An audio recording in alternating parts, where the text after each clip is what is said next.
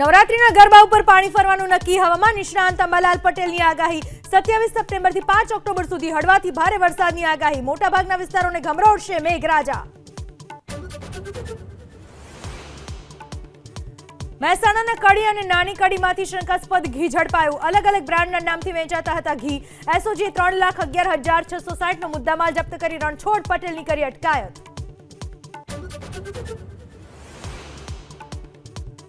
પ્રધાનમંત્રી મોદી આજે સાંજે 5 વાગે રાષ્ટ્રને કરશે સંબોધન. કાલથી નવા જીએસટી દરો થશે લાગુ.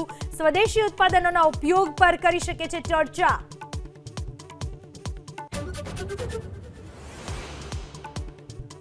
બિહાર ચૂંટણી પહેલા લાલુ પરિવારમાં નવો મતભેદ. રોહિણી આચાર્યએ એક્સ પર આરજેડી તમામ એકાઉન્ટ્સને અનફોલો કર્યા. તેજસ્વી યાદવનું પણ એકાઉન્ટ અનફોલો કર્યું.